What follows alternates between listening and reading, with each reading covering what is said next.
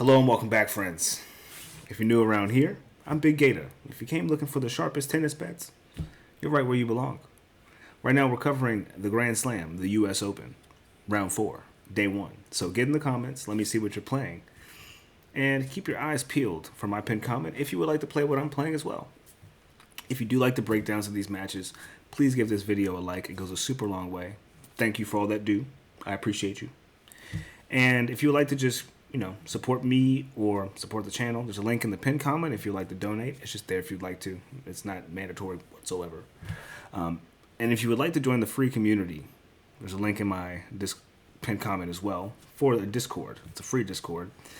It's a community full of people talking tennis and other things if you would like. Other sports coming up. I'm getting into basketball soon, most likely, so we'll probably be talking about that. But get yourself involved. All free stuff over here. Giving out free stuff and making some money. So get yourself involved. Love to have you. With that being said, what are we looking like for today? What are we looking like? Wow, it's been an interesting day, has it not been? A lot of favorites losing the first set and winning still. We had that happen with Yannick Sinner. That's who we took first. Minus 7.5 on the game spread. Couldn't do it for us. Dennis the Menace has come and go, though. So, thanks for nothing, Dennis. But good job playing. You played in a hell of a match against him. I ain't gonna lie. So, good job. It was a great match. It's a little bit long, but it's a Grand Slam, so. Then we also took Machac plus 1.5 on the set spread. He ended up getting hurt. Best wishes to him. Hope he gets better. He's been a great player on the hard court this season, so I want to see him back for the remainder of the season where it's going to be popping off. And then we had another slip where we took Jaume Munar and Alex Bublik. Munar won in straights against Bergs. Kind of saw that coming, right? And we're still waiting on Bublik. That's coming up soon, so I'm going to get this video out probably around the time that match is going to be starting. But for certified smoke, we took over 3.5 sets for Rublev and Wong, and bang. Second set, we got it. First set, we basically had it because the first set went to Wong. So we knew then and there that it was going to cash. So thank you guys, Rublev and Wong. Great to depend on Rublev again, right? It feels good to be able to depend on him. Drop something and also pick something up and then get the win. It went to a 5-setter, which was super crazy. I got to see those full highlights because I missed a bit of it. So I had to work today. It is what it is. But that is all that we have. We still got to wait on Bublik, so fingers crossed he beats Tommy Paul. I know that sounds crazy, but let's get into the fourth round. And our first match is going to be Lorenzo Musetti going against Jaume Munar.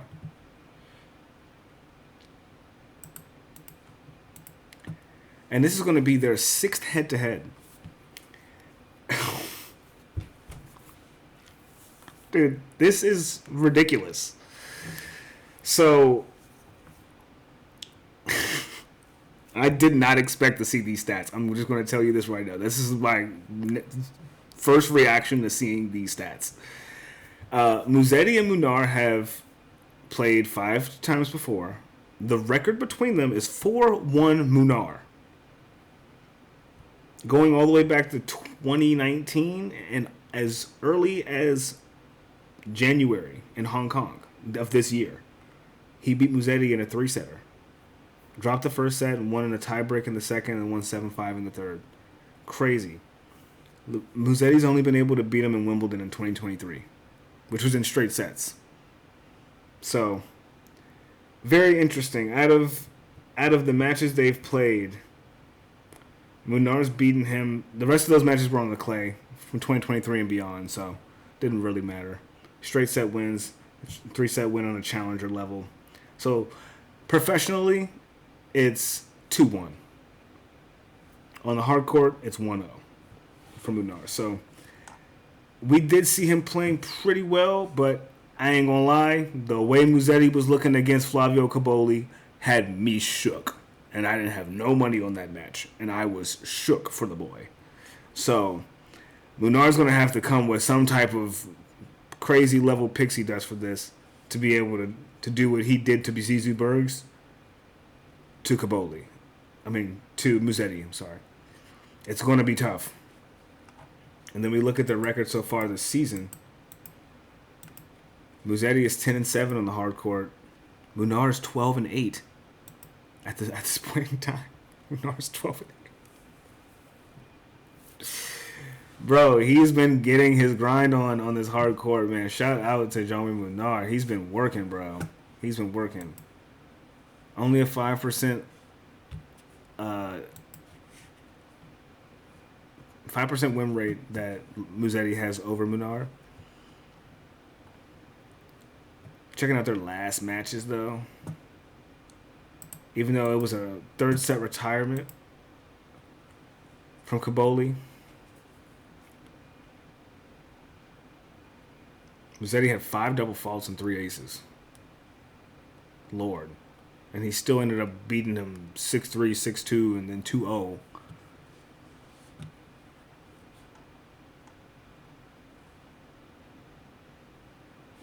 Then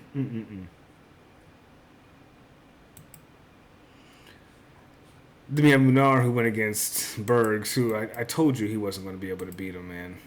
Bergs is just not in a good place. Bergs had 8 double faults, so that contributed a lot. He had 4 break points on Munar, but Munar had 7 on him. So, 7 break points. I kind of want to take Munar on a set spread for this match. Call me crazy. Plus 1.5 on the set spread? It's a little bit crazy. You could really go plus 1.5 for either of them, but you're not going to get no money doing it from Musetti, so you might as well just fuck around and throw some fire at Munar. He's worth it. I think he's worth it. Let's see what it's priced at. First before we commit to any of this bullshit. By the way, at this point now, it's even money for the Bublik and Paul match. Paul was favored dogged at plus 109. Now he's not. Anyway, set spread for Munar. Plus 1.5 is minus 125. They think it's going to happen.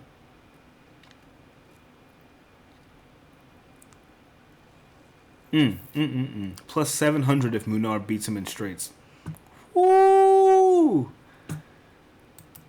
Could he do it? Would love to see it. Honestly, I would love to see it. I'm more of a Munar fan out of the two. Musetti's playing fucking well, though. So that's really... Over 3.5 sets would really be the real thing to go for here. You know what that's priced at. Probably minus 140 for a match like this. Oh, my goodness. If they let me find the match. Why do they do it like this? This is so silly.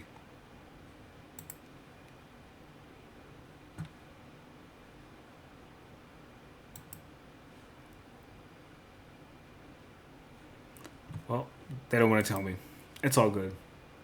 We're going to move on, though, okay? We won't stick on that match too long. And our next match is going to be Adrian Mannarino going against... Oh, Marino is crazy. Adrian Mannarino going against Yuri Lehecka.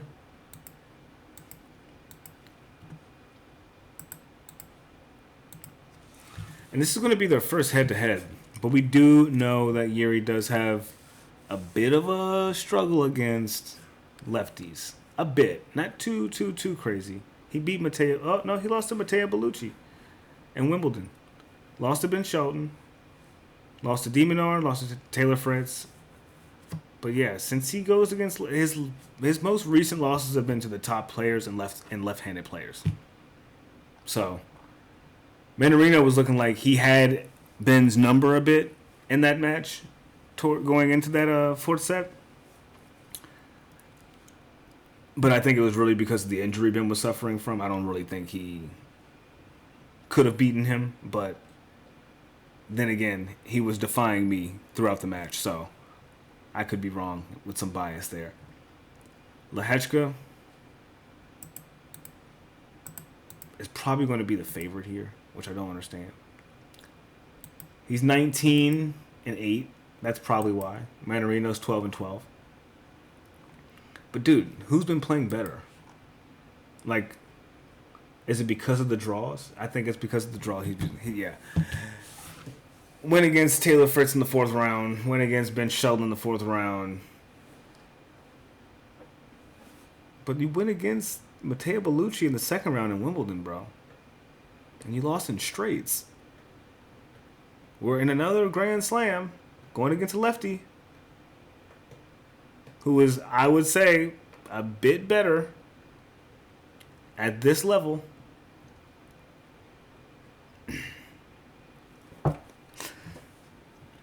Excuse me.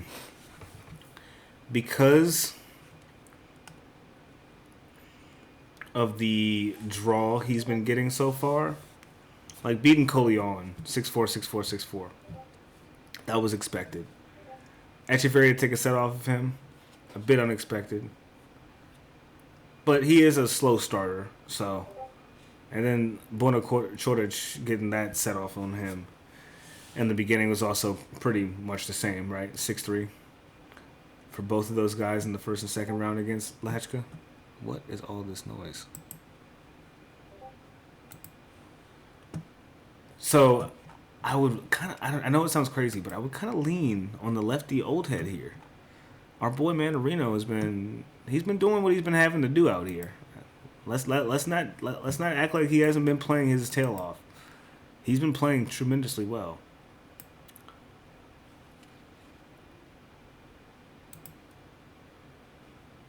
Mannarino's plus 230 to win.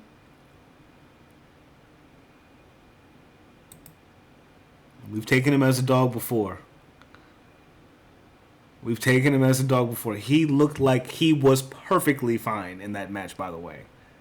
Like, in shape-wise, he looked like he could have gone to a fifth, and it wasn't that big of a deal for him. So, I kind of hope that means that he can kind of go the mile with Lehecka. The over 3.5 sets is minus 160. If he can get a set on Ben Shelton, he can get a set on Yuri Lehecka, for sure. So, if that's what you want to take, I wouldn't be mad at that. It going over 3.5 sets is minus 160. The Mannarino money line is plus 230, though. Let's see where it is somewhere else. Yeah. So, I kind of like... I might be the only one here. I probably am the only one here. Of course, I think Yuri Lehecka is good enough to do it, but just looking at the history he has against left-handed players,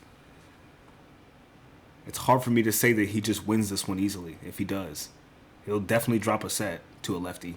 He does it every time. So, I think this is kind of a... If I take this money line, this will be a big boy move to do.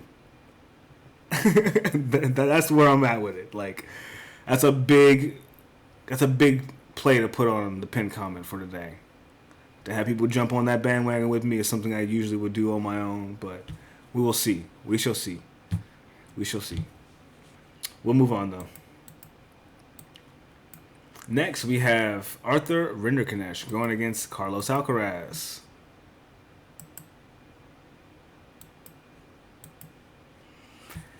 They've played each other 3 times already, earlier this year in the quarterfinals and Queen's Club, where Alcaraz beat him in straight sets.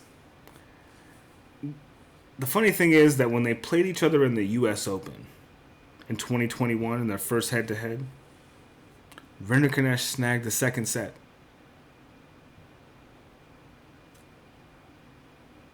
He also snagged the first set in Queen's Club in 2023.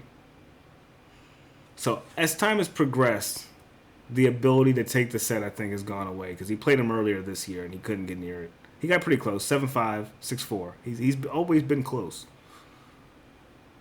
But,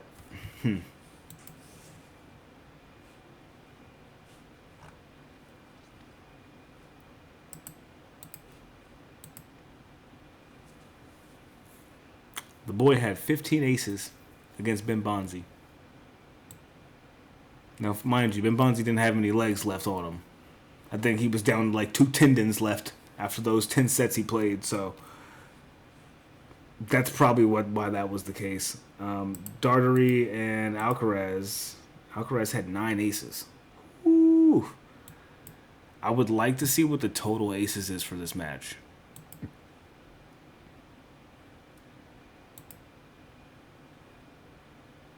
But they don't want to show me. No. First game props, match props. No. It's funny. All right, so just looking at their head-to-head history, like I said, it's 3-0 Alcaraz.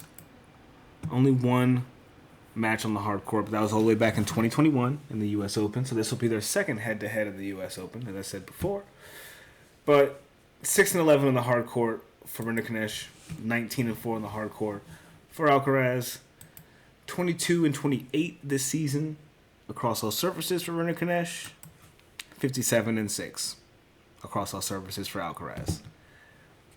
We should know that it's going to be stupidly priced. He's minus $5,000.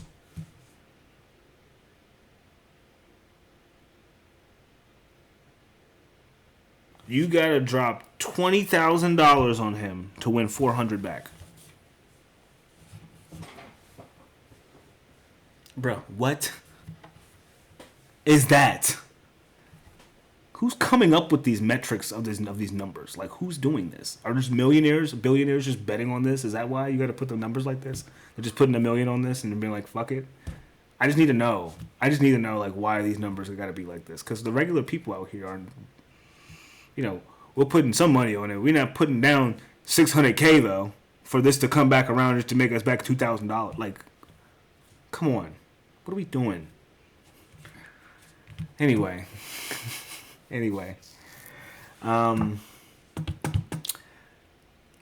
Yeah. Alcaraz in straights is minus 275. At this point, it's a parlay piece. I'm not going to use it as a parlay piece, but it's been so consistent. You might as well take it as a parlay piece. I don't see this guy giving him any near of a problem that Bellucci could have given him, Dartery could have given him, or Opelka could have given him. Honestly, the biggest threat so far has been Opelka, which I think this guy is probably in the same realm of an Opelka because he can actually return the ball and actually play outside of his serve. So maybe we can get a tie break. It's plus 105. We found something, boys and girls. Let's see. I might have to think about that one, but we'll move on. I don't want to spend too much time on this because I want to watch the Bublik match. Next, we have Thomas Machac going against Taylor Fritz. And boy, oh boy, this is going to be a fucking good one. Oh, this is going to be a good one. Okay, so Taylor Fritz played him in the semifinals in the United Cup earlier this year, right? And Taylor Fritz won due to retirement. The score was 7-6, 5-6. If you go back and watch that match, Thomas Machac was beating. He was going to beat Taylor Fritz, bro. Without a doubt, he was going to beat Taylor Fritz. And the Machac that we're getting right now, even though Taylor Fritz won back in Paris in 2020 in a 5-setter, who's played more tennis? Honestly, against harder people, too. Machac had Ugo Blanchet, João Fonseca, Luca Nardi. Then we have Fritz, who had Jeremy Kim, Lloyd Harris, and Emilio Nava. And for some reason, Taylor Fritz has played 11 sets so far. Machac is at 9. Thomas Machac is plus 205. Dude, the dogs might be howling again tomorrow, bro. I'd be super surprised. But to be safe, we're going to go with the over 3.5 sets. This could go to a fifth setter, honestly. It's minus 205. So it's definitely a parlay piece for tomorrow that everybody believes that this is going to be taking place. I think Thomas Machac is going to win. And I hate to say that. But just off of what we're doing, looking at tennis and betting on who we think wins, I haven't been too convinced on the Taylor Fritz I've been seeing. He's been winning, but he's been winning like Zverev's been winning, but worse. So even though he's 24-8 on the hard court this season, he's playing a great season. Machac is 14-7. Statistically, are you ready for this? This is gonna fuck your head up. They have almost the exact same win percentage on the hard court over their careers. Machac has Taylor Fritz beat by .04. That's all it takes to beat somebody in this game. And that's what I'm probably going to be going with. But 67.44 for Machac, 67.4 on the dot for Fritz. Win percentage, even 64.13 for Fritz, 64.35 for Machac. He's just ever so slightly, incrementally better than him. Just incrementally. And that's all we need for a win. And I think he is more than incrementally playing better than him. I may have to go with some ridiculous confidence. I'm probably going to get a lot of flack for this, but, bro, I'm just calling it how I see it. Americans, don't come for me.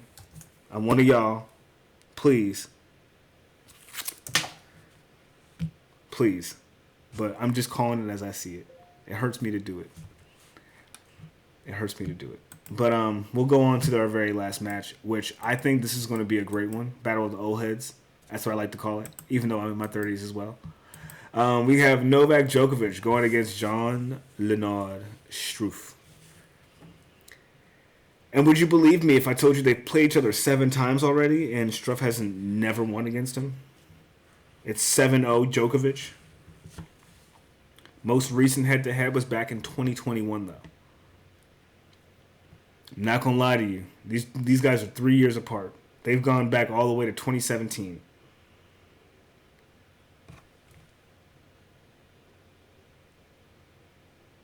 The last time they played in the U.S. Open was 2020. He lost in straights.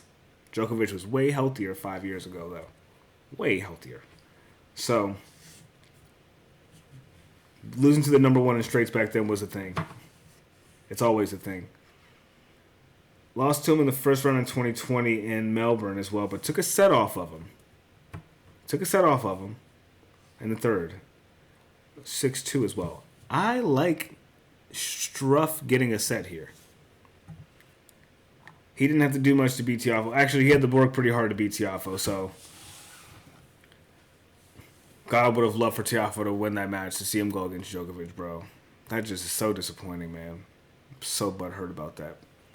But Struff has gone through some incredible people so far. He's gone through literally Tiafoe, who has lost to Holger Rune, who he beat as well. Mackenzie McDonald, Arthur Cazot, Terrell Daniel. He's gone through a lot, and he doesn't seem to be too tired. He's been pretty stoic in all his matches. I didn't see how... Actually, I did see. Djokovic is no longer going through whatever he's going through. He is winning now. He's in that mode. He's been unlocked. But I can still see him dropping a set to Struff. After he gets to that third and fourth set, he just becomes a different animal, and people can't compete with him, it seems. But I like Struff getting a set here. So probably, if you wanted to follow the trend of Djokovic so far, you could take 3-1 Djokovic. See what that's priced at. He's already a super favorite, minus 710 to win. If you take him 3-1, though, you can get it at plus 250. That's not bad. So you can do that or have it go over 3.5 sets, which is minus money. Minus 126. For that price, it should be plus. If you're going to have him at minus 710 to win. For all that, you might as well just get the 3-1 Djokovic at plus 250. You might as well. But that would be it for me.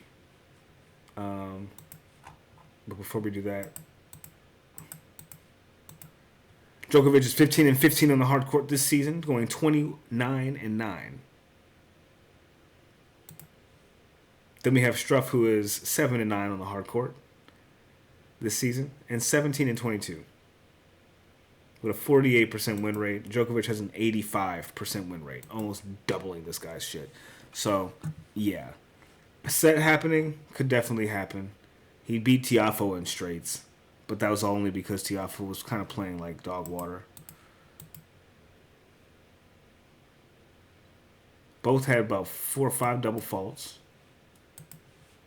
So maybe look out for that, because he'll definitely Struff's going to be definitely working on some serves to try to get around Djokovic, and he's going to be fucking up with that for sure. If he was fucking up with that against Tiafoe, you can expect him to double fault against Djokovic. Djokovic had 6 double faults. So Lord have mercy. Help these men. Serve the ball. But that'll be it, right? We know what's going to happen here. Maybe over total games, if you wanted to go for that. He's been playing a fair amount of games recently, right? His last match went to, what is that? 9, 8, 17, 30. Went to 40 games. Played 40 games against Cam Norrie. And then he played about, what was that? 22, 9, 31, 30. Just about 40 in the match against Fida as well. So he's been playing a lot of games of tennis. A lot of them. 32.5. Shouldn't be too crazy. Shouldn't be. And for a serve that this guy has as consistent as it's been, I really think that he can push some games out. I think he can extend this match a bit. And hey, if it goes to 32.5, all we need is 2 tie breaks and a 6-4. Not even. We need 1 tie break and a 6-4, 6-4. So, don't even got to drop a set to get that done. You feel me? I like that, actually. So, I will conclude with that. I don't want to take up too much of your guys' time. I'm going to watch this Bublik match. Excited for it. If you guys have any bets for tomorrow, please put into the pinned comment what you're digging, what you're playing. I'll be looking forward to it. All right? Crazy I'm going against the Americans, but it's just the way of the tiger, man. I don't know. I'll catch you guys in the next one. I love you all. Be smooth. Take care of one another. Be nice.